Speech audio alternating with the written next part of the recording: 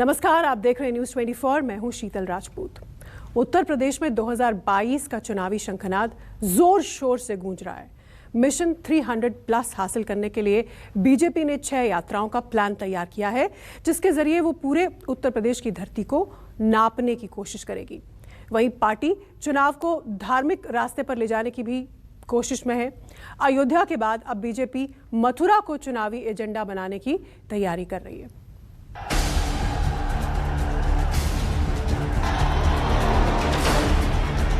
इतना वोट का बुलडोजर चलेगा, इतना वोट का बुलडोजर चलेगा कि भारतीय जनता पार्टी के लोगों का पता नहीं लगेगा।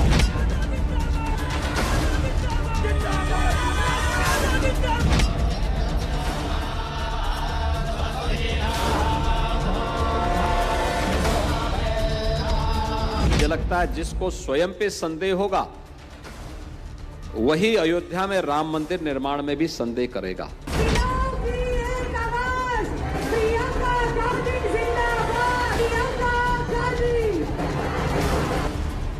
यूपी के चुनावी मौसम में परिवारवाद, भाई भतीजावाद, जिन्नावाद और धर्म का शोर है। हर हर महादेव। नेता चुनावी लहर को अपने पक्ष में करने के लिए हर तरह के कार्ड का इस्तेमाल कर रहे हैं। इसी सिलसिले में बीजेपी मिशन 2022 के लिए नया फॉर्मूला लेकर सामने आ गई है।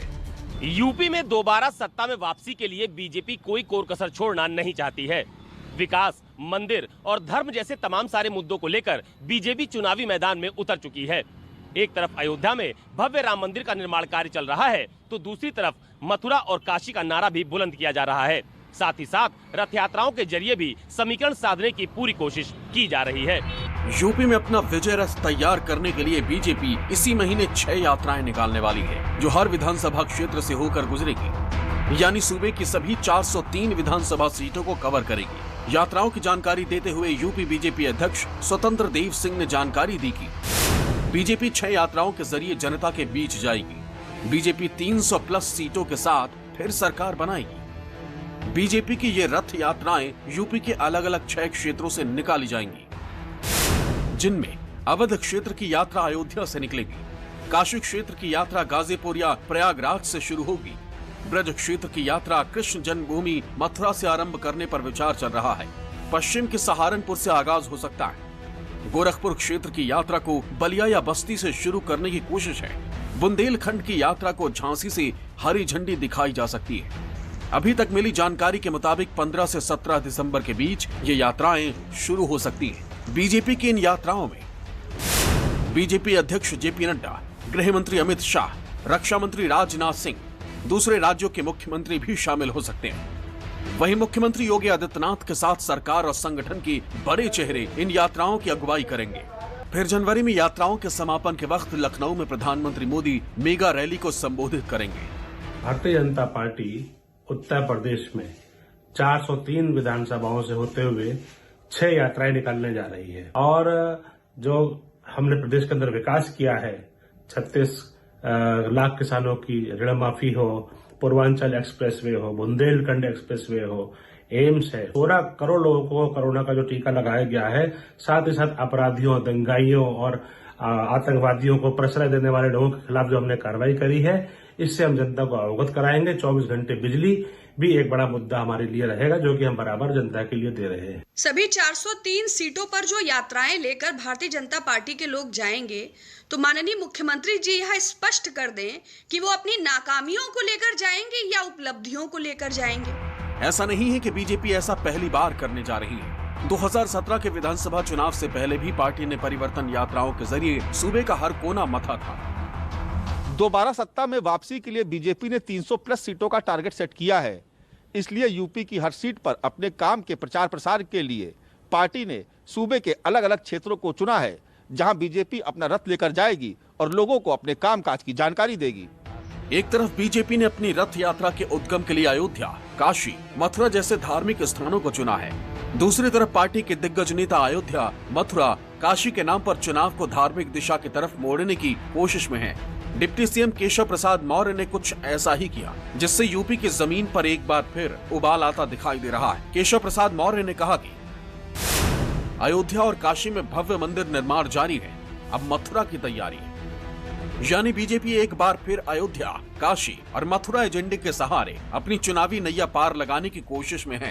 कृष्ण का जन्म वहाँ पर है और वहाँ भव्य मंदिर है, आगे भी उसको जितनी भव्यता का रूप देंगे उतना ही प्रसन्न है। हमारे यहाँ अयोध्या, मथुरा, माया, काशी, कांची, अवंतिका, पुरी द्वारा होती चेवा सप्तेता मोक्षदायिका, ये सभी मोक्षदायिनी स्थान है। इसलिए मोक्षदायिनी स्थान के लिए जितनी भव्यता, दिव्यता वो उतना ही अच्छा है। आप बताइए, प्रभु श्री राम के मंदिर के नाम पर आज तक ये नींव नहीं भर पाए मंदिर की। क्यों नहीं भर पाए? उसकी वजह यह है कि 5 मिनट में 2 करोड़ की जमीन 18.5 करोड़ में खरीदते हैं। डिप्टी सीएम केशव प्रसाद मौर्य का ये बयान ऐसे वक्त में आया है जब प्रधानमंत्री मोदी 13 दिसंबर को काशी विश्वनाथ कॉरिडोर का उद्घाटन करने वाले।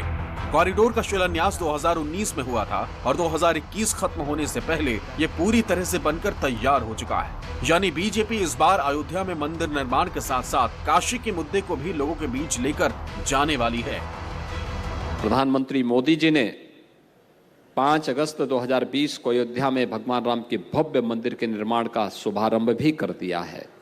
अब तो किसी को संदेह है ही नहीं, अब तो किसी को संदेह है ही नहीं अयोध्या कि अयोध्या में राम मंदिर बनेगा कि नहीं बनेगा। मुझे लगता है जिसको स्वयं पे संदेह होगा वही अयोध्या में राम मंदिर निर्माण में भी संदेह करेगा। शेष संदेह की कोई गुंजाइश अब नहीं बची है। हर जगह मनमानी चल रही है। ये बुलडोजर वाली सरकार, ये बुलडोजर वाले लोग, ये याद रखें, बुलडोजर सड़क पे चला करता है, लोगों पे बुलडोजर नहीं चलता। और लोगों के पास इस बार अधिकार है वोट का। इतना वोट का बुलडोजर चलेगा, इतना वोट का बुलडोजर चलेगा कि भारतीय जनता पार्टी के लोगों का पता नहीं लगेगा। काशी के साथ साथ योगी सरकार का फोकस कृष्ण की नगरी मथुरा पर ही है और मथुरा का भी कायाकल्प हो रहा है।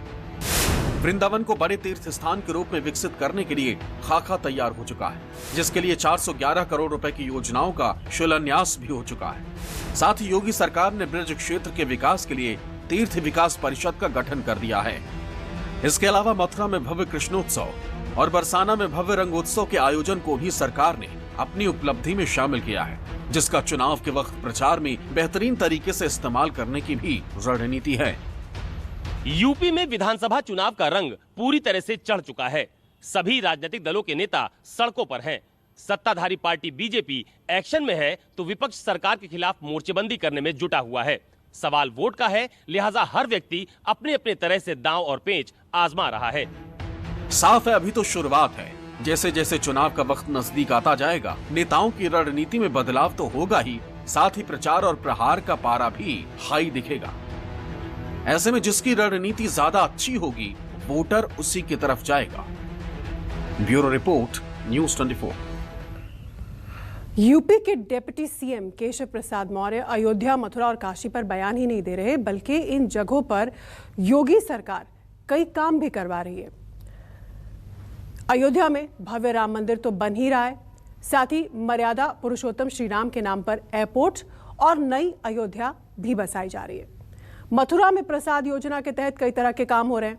ब्रज क्षेत्र के विकास के लिए तीर्थ विकास परिषद का गठन किया गया है। उधर काशी में काशी विश्वनाथ कॉरिडोर बनकर तैयार है, उद्घाटन भी होने वाला है। साथ ही गंगा परियोजना, घाटों पर काम करना और गंगा गैलरी भी तैयार हो रही है। एक तरफ बीजेपी 6 रथ यात्राओं के जरिए यूपी में दोबारा जीत हासिल करना चाहती है, तो वहीं दूसरी तरफ समाजवादी पार्टी अखिलेश यादव पहले से ही 4 चरण की रथ यात्रा निकाल चुके हैं और अब 5वें दौर की यात्रा पर सवार हैं। प्रियंका गांधी भी प्रतिज्ञा यात्रा के जरिए पूर्वांचल की धरती नाप चुकी हैं।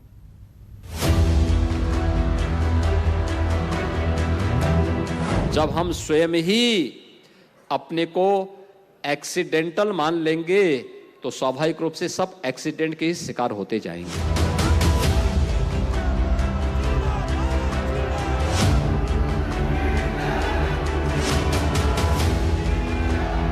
ये दमदार सरकार वाले नहीं हैं, ये दमदार झूठ बोलने वाले हैं।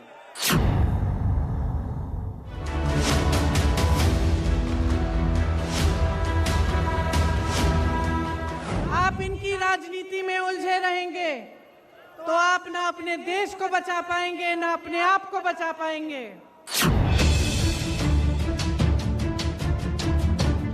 सरकार को अपने काम का प्रचार करना हो तो रथ यात्रा निकाली जाती है, विपक्ष को अपना प्रचार करना हो तो रथ यात्रा चलाई जाती है।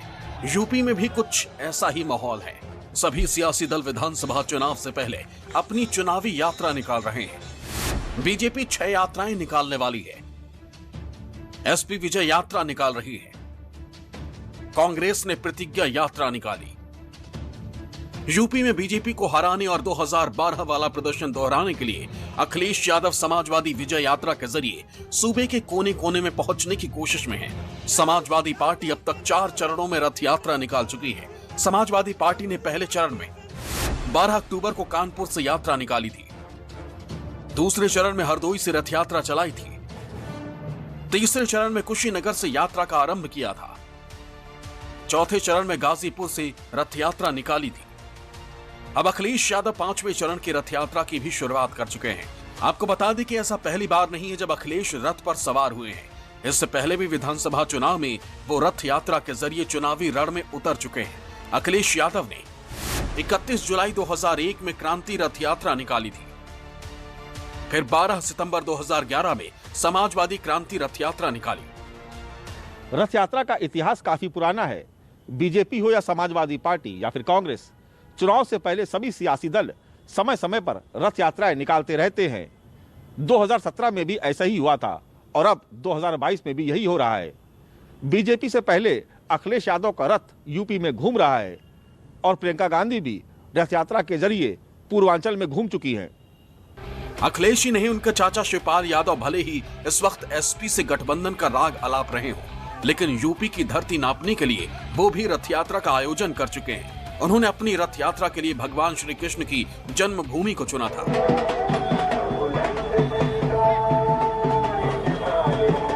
उधर यूपी में पार्टी को फिर से खड़ा करने की कोशिश में जुटी प्रियंका गांधी भी रथ यात्रा निकाल चुकी हैं। प्रियंका गांधी ने अक्टूबर में बाराबंकी से प्रतिज्ञा यात्रा को हरी झंडी दिखाई थी। उत्तर प्रदेश की जनता के सामने किया है। उसी के दौरान उन्होंने खेतों में काम कर रही महिलाओं के साथ भोजन भी किया था। अगर हमारी सरकार आए तो खुश हो, क्योंकि हम लोग ना 40% महिलाओं को टिकट देना चाहते हैं। और उत्तर प्रदेश की जनता पिछले 5 सालों से जिस परिस्थिति में है, उस परिस्थिति के बाद समाजवादी पार्टी जिस तरीके से उसने लोगों का समर्थन मिल रहा है और समाजवादी पार्टी ने जो अपनी यात्राएं की हैं और अभी हाल ही की जो ये रथ यात्रा माननीय अखिलेश यादव कर रहे हैं, उसके साथ जो जन समर्थन मिल रहा है, उसके बाद अब भारतीय जनता पार्टी 6 कर ले या 60 यात्राएं कर ले, अब कोई फर्क नहीं पड़ता है। ये कांग्रेस के पास भारतीयता का नैरेटिव है और भारतीय जनता पार्टी की राजनीति का आधार ध्रुवीकरण और सांप्रदायिकता है। वो रथ यात्रा से यहाँ तक का सफर करके आए हैं। वो आज भी जातीय विभेद, सांप्रदायिकता और उन तमाम विषयों पर केंद्रित रहते हैं जिसका आम आदमी के हितों से कोई लेना देना नहीं है। साफ है 2022 का चुनाव काफी दिलचस्प होने वाला है, क्योंकि नेताओं के प्रचार और वार पलटवार से यूपी की सियासी जमीन पर तमाम तरह के सियासी रंग घुल चुके हैं। ऐसे में देखना यह है कि किसका रंग वोटर्स पर चढ़कर बोलता है। Bureau report, news 24। यूपी चुनाव पर इस खास पेशकश में इतना ही। आगे देखिए मंथन पंजाब।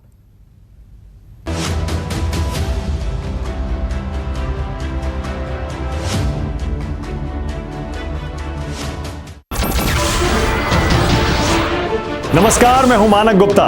अगर आपको हमारा ये वीडियो पसंद आया हो तो इसे लाइक और शेयर जरूर करें और हां, हमें सब्सक्राइब और फॉलो करना ना भूलें ताकि आप देश और दुनिया की कोई खबर मिस ना करें। तो जुड़े रहिए हमारे साथ और देखते रहिए न्यूज़ 24।